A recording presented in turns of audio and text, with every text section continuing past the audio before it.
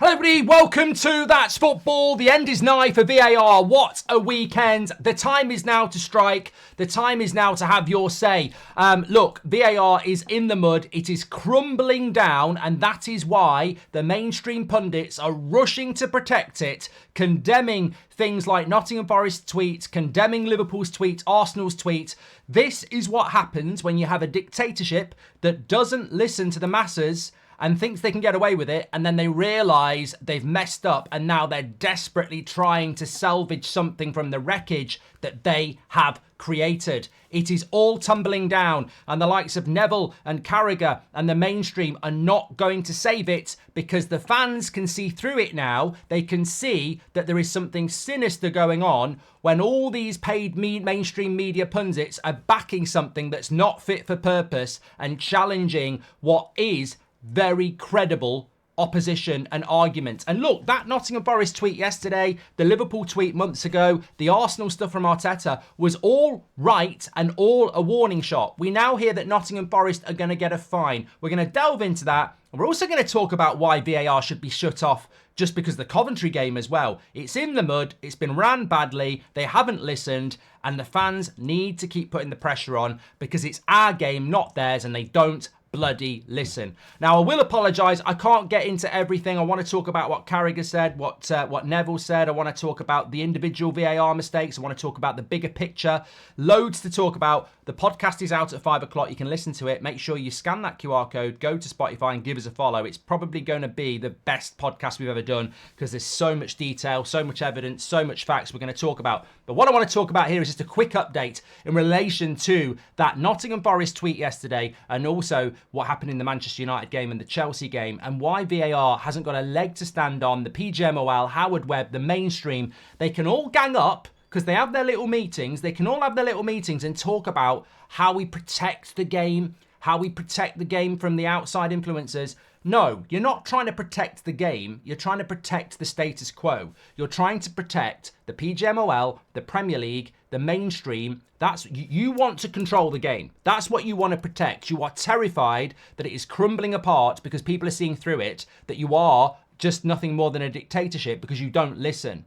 They have these meetings every couple of weeks between the PGMOL and the mainstream media. They have these meetings. They're in a relationship. It's not a lie. It's not a conspiracy. They factually have these meetings, and they are there to support each other. So don't for 1 minute think that these organisations aren't working together to try and, make a better future for themselves. Not for football. And look, before we talk about that Forest tweet, before we talk about, what is going on in football, can I just say, on a very simplistic level, forgetting the incompetence and forgetting the conspiracies, this doesn't work. I'm a Man United fan. I'm glad we're in the FA Cup final, but I have massive sympathy with Coventry City because they play in the Championship and they're not used to this absolute shitfest that we have to put up with every week. In the Championship, there is no VAR. There are mistakes, but they live with it because it's like football 10 years ago. They are not used to seeing an extra time winner celebrating. I mean, it was even though it benefited my team, it's horrific to see all those videos. Those Coventry fans, probably at the biggest game of their lives at Wembley, jumping around. There's camera footage. They're going, I can't believe it. It's the best moment of my life. Now, I should be bantering that. I should be going, ha, look at that. But I'm not, because it's not just because that, obviously I benefit as a United fan, but as a pure football fan, it's torturous. It's so sad. I was listening to a fan this morning on the radio, and he was basically a Coventry fan saying, we saw it go in, we looked at the linesman, his flag stayed down, and we celebrated. And then a minute later, it's taken away from you. I'm sorry, I know it's offside by a pube or whatever, but we've done something wrong to this game. And that's not corrupt, that's not a conspiracy. Maybe it was marginally offside, but we've broken the game. It's like the last season of Game of Thrones. Up until that, it's really good. And then they ruined it. And Game of Thrones is never the epic it should have been now because they ruined it at the end. And that's what they've done to football. We had something beautiful and they've ruined it with VAR. They've simply ruined it. Who signs this off? A bunch of bureaucratic dictators again. I nearly said dickheads. Maybe I was right the first time. Dictators. We've ruined. We've made the game worse. The game was better without VAR. It was more of a fans game without VAR. You've basically made it mathematical. You've made it a geek fest. Like that game even though United would lose, that game yesterday is a game everybody remembers if Coventry win it at the end. I bloody hate it, and I'm getting absolutely bantered. But as a spectacle, it's better if Coventry win that game. It's not better because they go and spend a minute looking at a VAR, drawing lines that they don't even know if they're right. So VAR shouldn't even exist anymore. So I want to talk about the conspiracy. I want to talk about the real issue. But let's not forget, even if they fix all the incompetence, VAR still doesn't work. And when are we going to have that conversation? Because I'm a Man United fan saying it doesn't work. It's abysmal to see people celebrating and crying like that and then have it taken away from them a minute later because of what might be the right line. That's not what sport's about. And we fucked up big time. It's disgusting. So give me your thoughts on that. Then we go to the Forest tweets, and look, the pile-on that Forest have had is the same as what Liverpool had when they said it, and it's the same what Arsenal had when they said it. You know, bad decisions go against them, and they come out and basically say it's not acceptable and we will be taking advice. Well, the PGMOL and the Premier League have very quickly acted and said that they're going to fine them. Every journalist and pundits come out and said it's not good enough, they shouldn't be doing it, it's the very fabric of the game being questioned. What are you talking about? Who is paying you? Like, what are you talking about? I don't understand for the life of me how any ex-player, any journalist can see that tweet, can see the frustration of the fans across the whole season and come out and defend the PGMOL with very flimsy, weak arguments like, yeah, but you know what? Maybe it was wrong, but when a club's questioning the integrity of the officials, that's even worse. What? I said on Sunday that Michael Oliver has been involved in 5 wrong decisions that will make Man City win the FA Cup and the Premier League. The same referee. So if Chelsea put a tweet out saying that same referee should not be refereeing our games anymore because when Man City play, he helps them out and we don't want him anywhere near it, they'd all come out and say Chelsea are wrong to say that. Why are they wrong? What conspiracy is going on amongst the mainstream to condemn the club saying what fans are thinking?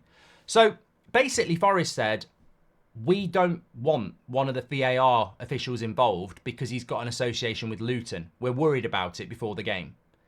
Lo and behold, Everton concede 3 penalties and Nottingham Forest don't get any of them.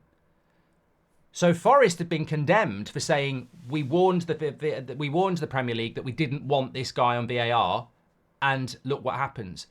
So the mainstream come out and say, well, you can't say that. You can't say it's because of his Luton fan. But they said it before the game. What people are missing here is if they come out after the game and said, he's a Luton fan, oh, what a surprise, then it sounds like sour grapes. They're probably right, but it sounds like sour grapes. They said it before the game. They said to the PGMOL before the game, we've got concerns about one of the VAR people. And then they have 3 penalties not given. Who's right and who's wrong? Maybe the Luton guy isn't a Luton fan. Maybe he's just completely and utterly incompetent. But the point is, if you're stood on the edge of a lake and you say, I don't want to jump in that lake because I think there might be crocodiles in there, and then somebody, you know, your teacher or your boss says, jump in the lake, it'll be fine. You jump in, you come out with a leg missing. Who's at fault? And yet, the pile on because of a tweet. And Forest and Luton and Arsenal and anybody who complains against the PGMOL, there is a consistent pile on. I mean, I always go back to Liverpool's onside goal. On the night of that, on the Saturday, there was outrage from Carragher and everybody else. 24 hours later, it was embarrassing that Liverpool were questioning the referees. We are living in a dictatorship in this country. And I've said it so many times and so many other people have. But unfortunately, the people saying it are just fans like me and you. We are living in a dictatorship. We said this after the Liverpool thing. Pause the Premier League for 2 weeks. Stop it. Turn VAR off. Do something about this because it's out of control. And what did Howard Webb do? What did the Premier League do? What did the mainstream do? They had a little meeting. They got together and said, we need to work together to shut this down. We need your help to shut this down. And that's what they've been doing all season. And we are now in a position where people are getting relegated. Titles are being won simply because of incompetent officiating. And it's crumbling. And I don't know where it's going to go, but it's not going anywhere. They'll keep doing it. And ultimately, the more clubs that stand up against the PGMOL, the better. The more players that come out and say stuff and managers come out and say stuff, the better. And I would implore some of these ex-players who are paid handsome fees by the mainstream actually grow a pair and do what they're meant to do, which is side on the point of football and the fans. Because at the moment, you're coming across as paid PR. And I don't get it. Because your explanations are laughable. But I'll get more into that on the podcast because we'll have more time. But from where I'm sitting, I don't know where it's going, but VAR's broken. From top to bottom, it is broken. And our Premier League has been destroyed. We don't have, I said this last week, it was nothing to do with VAR. We don't have the best league in the world. That bullshit we need to forget about. Don't fall for that. That's dictatorship PR as well. We don't have the best league in the world. Absolutely not. We do not have the best league in the world. The 3 teams that got promoted are going to get relegated, and 1 team is going to win 6 out of 7. We don't have the best league in the world. Don't pretend because Crystal Palace stuffed somebody yesterday 5-2 that we've got the best league in the world. That's just mid-table teams beating each other. You know, don't forget because Arsenal and Liverpool have done really well that we've got the best league in the world. That's just second and third fighting for second. We have not got the best league in the world. We have got one of the most boring leagues in the world when you think about it, with the biggest razzmatazz, and we have quite simply got the worst governing body in the world running a league that doesn't listen to its subscribers. It doesn't listen to the most important people. If every football fan walked away, which they never will because we love the game, they'd all be out of a job. They've got too much power and they've got total complacency because they know we're not going to stop watching because we love it. So they can do what they like, and they've been exposed. And what they've done to this league this season is absolutely disgusting. And look, we all know how to change this. They hate what we're saying right now, but pick up the fucking phone. Even I can give you 5 quick 5-minute points to change how VAR works, and it'll be better. You need to listen to fans. We want to know how to referee a game. We want to look at Jack Grealish's handball and go, definitely a handball. We don't want to be sat here going, what? And then in the very next game, in the very same tournament, in the very same penalty box, you give a handball against Wan-Bissaka, who's a metre away with his arm in a natural position. The fact is, they're both handballs. But you've fucked up massively. You've ruined the game. Absolutely ruined it.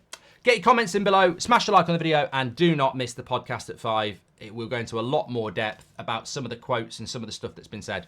Take care, everyone. I'll speak to you in a bit.